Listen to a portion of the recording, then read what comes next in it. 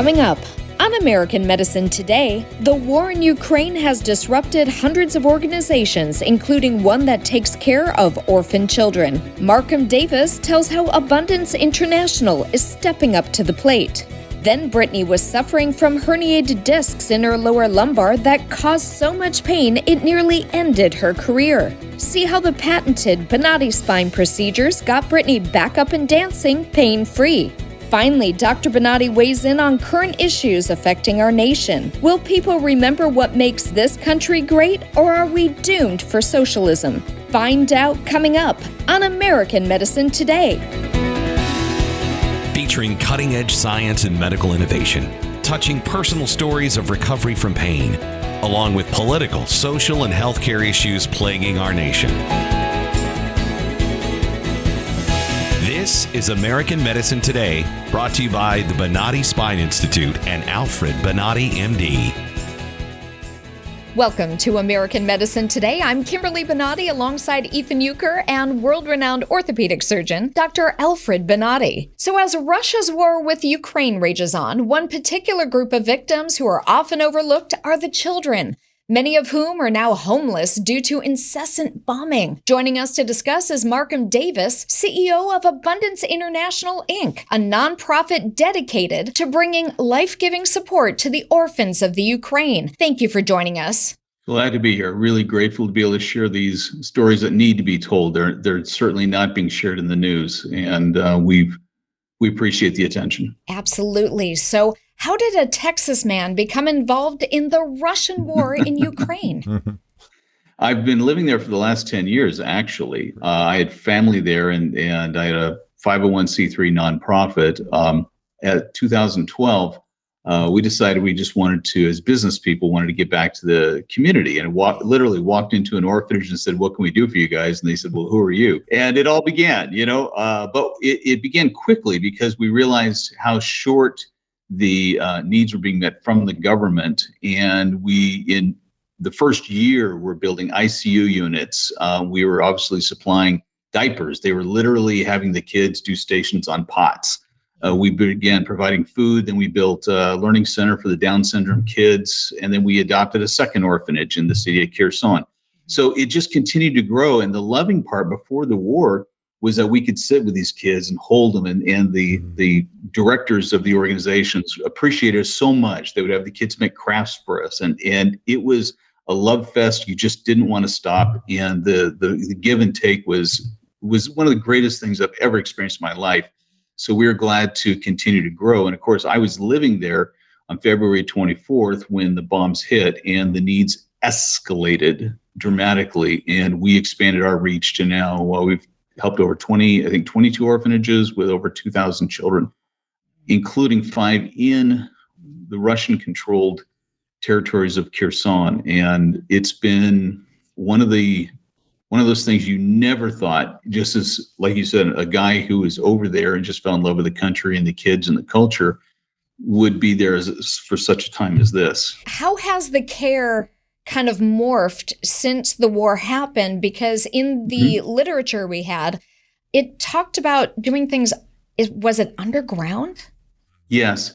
Please understand, and this became a really psychological, traumatic thing for everyone, and we tried to protect the children as much as possible. You understand, even from day one in the war, we would hear air raid sirens going off 3, 4, sometimes 5 times a day. And by law, these organizations, the institutions were required to take these kids down to the bomb shelters, which nobody used before that. I've got video of us going down in there and what we've had to do to makeshift, literally taking what was dirt floors, covering them with tarps, and then having to bring beds. And finally, it got to be, I do an extensive tour of the orphanage underground in Venezia, where we had to rebuild the entire orphanage. It was just too much trauma for the kids to be moved that many times a day, everybody in panic. Yes. So they just live down there, and they come out for their playtimes, they get out in the sunshine for their exercise, but in many of these cases, they are living underground. It's obviously awesome what your organization is doing, but still not the best of conditions to be living in. But I mean, it's in the middle of a war zone. So as we head into winter, as Ukraine heads into winter, it's going to get bitterly cold. What's the plan of action to keep these children warm and safe? This is the primary pressing question. And actually, we've been addressing it before it became in the news. It was almost 2 months ago. We started doing our first evaluation of what to do. We bought some gas-powered electric generators. We bought 2 tons of coal. And that's just the tip to try to prepare, because the only way to keep these kids warm, we had a crisis situation a couple of years ago. When we adopted the Kherson orphanage before the war, they didn't have proper heating, and they literally could not even use the lower floor of the orphanage because it was too cold. They had to move upstairs. But even if you bundle these kids up like Eskimos to survive the cold, if we can't provide enough coal, if we can't get gas-powered generators, electricity is still the regulator for the gas to keep the buildings warm. So we're doing everything else to aside. First of all, we hope electricity stays on, the gas continues to flow. And if not, we have gas-powered generators, at least keep the electricity on. So hopefully the gas can continue to flow because they're all electric regulated. And worst case scenario, if nothing and nothing else, we can replace the system of heating with coal to try to heat those. And staying ahead of that is very difficult, and it's on the top of all of our minds. Can you give us an estimate of how many orphans there are in Ukraine? Obviously, you just said over 20 plus orphanages your organization basically started. So I'm sure you know how many you have there. Do you know in general how many children are now parentless and orphans? Yes, we had, well, please keep in mind too, the orphanages are pretty much the way they were before the war. They come in because the kids were special needs, the parents were incarcerated or incapable, or as a teen pregnancy. We don't have that many that are children of the war where the parents were killed because of bombings. Okay. Because typically the family structure is pretty solid, where it'll go to a grandmother, an aunt, or someone else within the family. However, I do know the database. We have a database of 146 orphanages across the country, and it's because they don't have a foster care system. So orphanages is their way of handling that. And so out of the 146 that we have a database on, we know that there are about 23,000 that were there. And maybe 10% got across the border through safe legal channels, handed to other legal institutions that can care for them properly. But the majority stayed, and those who stayed end up moving the kids from war zone, dangerous areas to safer areas. So now all the ones are overpopulated in the middle of the country. So we simply grew because one director, a doctor who running one organization, would call their friend and say, hey, these guys are offering help. And so it's just grown word of mouth. And like you said, I appreciate your comment, because anybody who goes to abundanceinternational.org can see the page of photos and what we're doing live.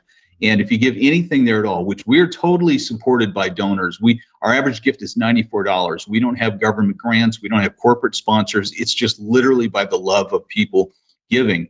But you'll be able to keep the regular updates from us and see what we're doing on a regular basis. It tugs at the heartstrings, especially when you're a parent and even when you're not. Just thinking about that population of children needing help. What other goals do you have with your foundation? Well, thank you. AbundanceInternational.org. We're just dedicated to getting these kids through as safe and undamaged by this unscathed as possible. And we love the partnership. We love the American people. You guys just personally give out of your hearts. And like I said, it's just every little person help. We feel like it's a partnership between all of us together. Our goals here are to make sure that we can continue to price about $5,000 a month provide for an orphanage of 50 kids for their food alone. And then we're trying to do a lot of other things on top of that. So all of it's appreciated. We just want to continue to feel the sense of community, that people get the word out and understand that your little bit makes a difference, and you can see exactly where it goes and say, I was part of that. And so we love you for sharing and allowing us to share the story. And you guys, your hearts are amazing too. And we just thank you from bottom of ours. What's the future like? And again, that website so people can help out if they're so inclined. You bet. We really hope for peace, but we don't know. So all we have is today. I can deal with only what I have. I can't predict what the future has. I want to take what I'm given, get these kids schooled. I want to get them in a normal life as much as possible. And certainly their survival is primary. Again, thank you for helping us share the word, abundanceinternational.org. we've been doing this a long time, but never seen anything like this. But we feel not alone. We feel together with you guys. And thank you for what you guys do in your program as well. Certainly. Thank you so much, Marcum Davis. God bless you and your organization. Thank you for being on American Medicine Today. Thank you so much. Make sure you stay tuned. Coming up after the break, a story of recovery. Revolutionary in his field, Dr. Bonati created, perfected, and patented the Bonati Spine Procedures. Using his genius, Bonati invented the precise tools necessary to minimize surgery, scarring, anesthesia, and recovery. So successful are the Bonati Spine Procedures, they consistently reflect 98.75% patient satisfaction. 70,000 procedures have been performed exclusively at our location. Nearly half our patients have suffered from failed back and neck surgeries at other facilities. Bonati succeeds where others fail. As someone in their early 20s, Brittany is not the typical guest of the Bonati Spine Institute. I'm from Spring Hill, Florida originally. I reside in New York City right now. I was a competitive weightlifter in high school, so I was putting 130 pounds over my head, lifting incorrectly, with the combination of dancing a lot. Just wasn't a good combination. While her age is uncommon, her condition is not. Brittany was diagnosed with 2 herniated discs in her lumbar spine. I had 2 herniated discs in my lower back, both L4 and L5. The pain was crippling. I had pain shooting from my lower back all the way down to my mid-thigh and my right leg. No use of my right leg whatsoever. It was horrible. I would call my mom crying, like, I can't go to class. I feel like I can't do anything. I almost didn't have a future. It's hard. It's very hard dealing with any sort of pain, shoulder, back, knees, whatever, and especially at a young age where you have so many dreams and so many aspirations that you just want them to come true. It was just every time I went to class and then came home and relaxed, I would get up to do some normal activity and would fall down or just could not walk, and it was hard. It was hard to not be able to dance, to feel like I couldn't go to class and give my all. It was very frustrating to me. Fearing her dancing career was in jeopardy, she tried all types of conservative treatments, but nothing worked for long. Prior to going to the Bonati Spine Institute, I was doing chiropractic care. I did extensive physical therapy, which helped. I iced it, I took medicine, muscle relaxers, everything in the book that you can think of, but it was only temporary relief. It was, as an active person, it only lasted for so long and then got worse again. After exhausting all her other options, Brittany turned to the Bonati Spine Institute for help. I'm only 22 years old, and I've had dealt with that pain for 5 years beforehand.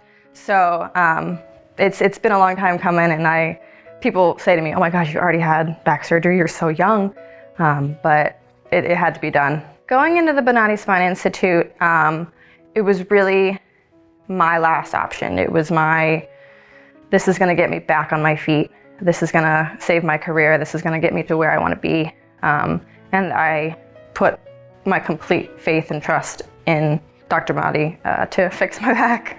During the first day at the Bonati Spine Institute, patients are provided a physical exam and, if necessary, have MRIs performed at the on-campus imaging center. Just a short while later that same day, a surgeon reviews those images with the patients to outline a surgical treatment plan. The moment I walked in, I was greeted and guided throughout the entire facility. I never felt like I didn't know where I was supposed to go or what I was supposed to do. Everyone was so friendly, welcoming to me, to everyone that I had with me.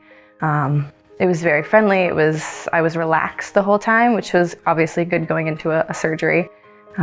And everyone seemed very professional and very knowledgeable about what they were there for and what they could do for me. The exclusive Bonati Spine procedures are performed incrementally using conscious IV sedation, where the patient remains alert and aware to communicate with their surgeon. This ensures that the source of the pain is eliminated before patients leave the operating table. My mom did sit in on the surgery, so she told me that, yes, I did speak to him. I have no recollection of that whatsoever. But then my second surgery, I did remember speaking to him. He made me recreate my pain, what was the movement that hurt it. So I did that, kind of wiggled on the table, and then he would do his magic, and I would move again, and it would be gone. And that's exactly what he kept doing until it was completely relieved.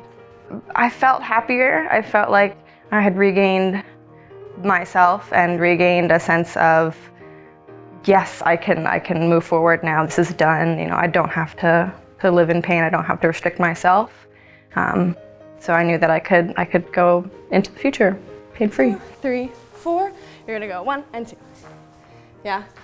The second one's kind of like a little simmer down. After the surgeries I had, I was on a 5-month contract with the Carnival Cruise Lines on the Carnival Sensation, and I performed 8 shows a week, full energy hour shows, and never missed a show because my back was so much better.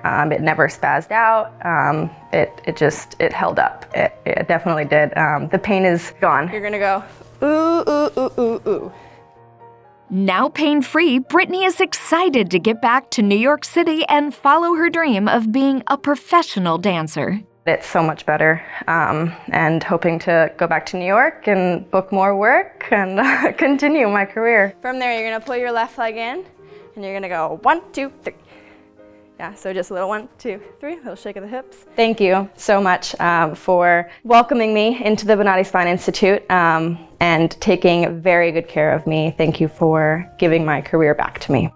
The progress after each procedure was amazingly good. The recovery, all told, has been phenomenal. The recovery was pretty easy. I was able to walk around after surgery with no problem. And when I got up off that table, it was like, like a reborn again when I was able to walk off that table and walk out and go for lunch.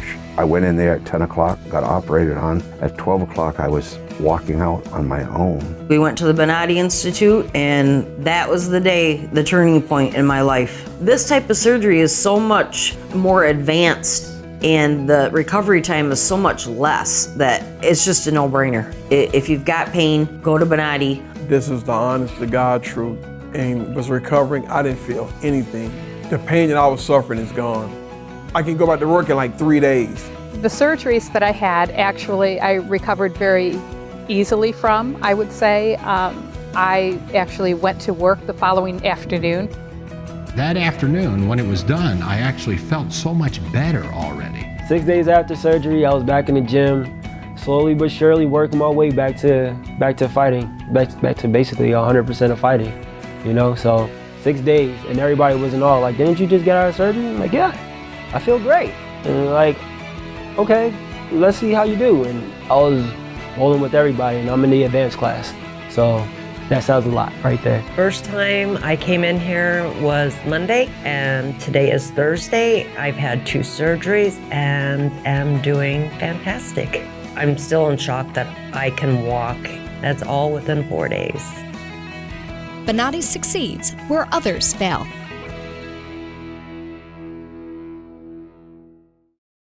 Welcome to American Medicine Today. So, Dr. Bonati, why don't you talk about the solutions for America? In America, we are so beautiful, so perfect, so incredibly rich. Mm-hmm. We innovate things and create things for the whole world. But we have one big problem. And what's that? And it's the fact that we do and create and inflict wounds to ourselves. Mm-hmm. Just, I believe, because we're bored to be so good. So what we need to do is we need to start to think over in we, the people. Okay. Because it's true that we have an incredible country. Mm-hmm. It's true that we have enormous amount of possibilities in front of us. Certainly. But we manage ourselves to tangle in a lot of stupid things. And we end creating issues that they ties up and allows no progress. Okay, and what are those? One is the immigration. We are a country of immigrants. Everyone that is here and will come in the future is going to be an immigrant or a daughter or a son of an immigrant. The problem is the Constitution said very clear, you're going to immigrate people in a legal way. Mm-hmm. And the politicians, the Democrats, the socialists, the left side, Mm-hmm. find always nasty ways to create votes and no responsibility. Right, because they create loopholes. Exactly. Right. Mm-hmm. But the major trouble is the immigration should be a legal immigration. Yes. And when you create the legal immigration, also we have the opportunity to look people that we need. Correct. The country needs good people.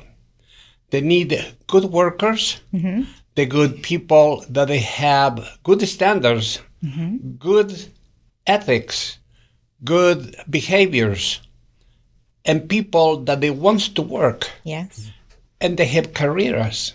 So we can select what we need Right. to be able to pull in the country people that will help us to be better. Yes. So we need givers, not takers. Correct. We want the best and greatest minds in this country, not Well, we just should, everyone. but unless we're We looking need to to, trash we our need to have country. people that they make us better Mhm. than what we already are.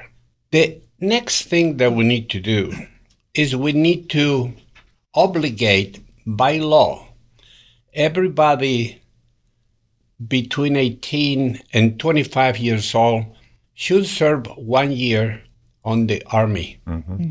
They need to be recruited because the indoctrination of the left on the schools, they need to be washed out. And the best way is a great sergeant because he's going to teach them to love America, Mhm. to love the national anthem, to love the flag, to be responsible, and probably through that time in that area, the government can help to educate some of these people that this doesn't have enough economy and make individuals that they are going to be capable to support themselves with pride. Another thing that we need to look is some of the elements like regulations. We're constantly saying we put regulations for this, we put regulations for that. And then a Republican comes over, remove the regulation of that, remove the regulations of that. We need to start to see what the people want. Okay. What should be regulated and why? And they needs to be in benefit of the people. Okay. Cannot be in benefit of an industry, of a company, or somebody political, because then it's not beneficial for us. Right, but you have to be careful because some of these politicians would say it's beneficial to do handouts. We, the people, know that that is not true. So if it is not true, we'll not go. Yes. Okay? Now, the other important thing here is technology. Technology, we see the tremendous abuse of technology in the last election. The abuse to Trump just only because of the fear that they had that he's going to regulate them in a certain way. They are not going to continue abusing the nation. Right. The media, he called the enemy of the people. Man, that name, they deserve it. Because not only they are fake news, but at the same time, they are bad news. They are individuals that are corrupted, Yes. and they need to be regulated and eliminated to be able to don't pollute the country with lies and misinformation. Right.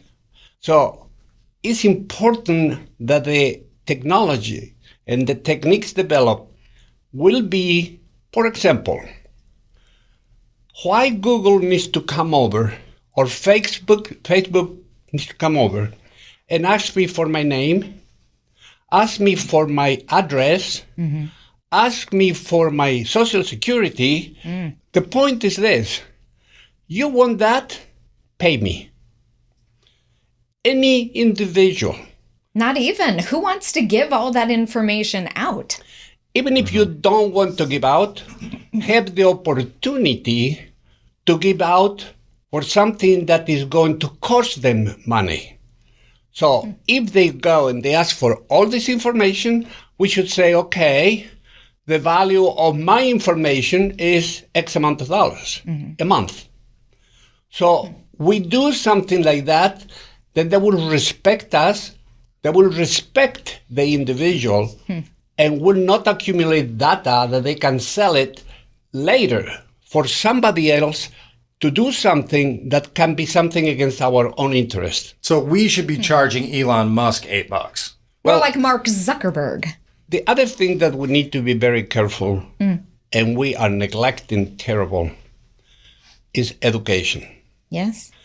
The education on the schools, indoctrination on the schools needs to stop. Correct. It needs to stop in a brutal way.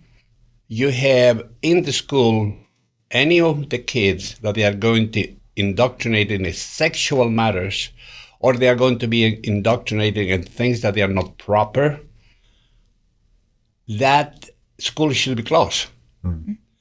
But they always have the option to homeschool, and I guess the school system will end up shutting itself down. And once you start to do something like that, it's going to be respect for the kids, because right now, I really think they are creating possible individuals.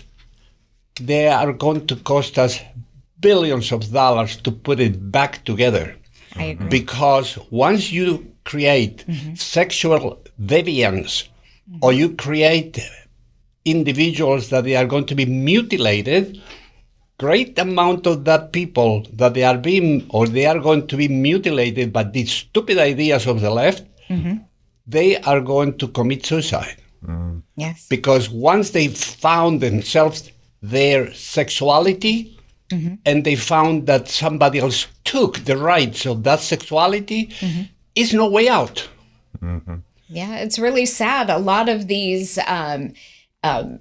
medicines that they put them on do create those issues, and some are irreversible, unfortunately. Thank you for joining us on American Medicine Today. We'll see you next Saturday, 4 p.m. Eastern on Newsmax. And if you'd like to see a previous episode, check out the American Medicine Today page on YouTube. Thanks for watching. If you have any comments or questions, contact us at the number below. You can tweet at Dr. Bonati using hashtag American Medicine Today or hashtag AMT. We would like to hear from you.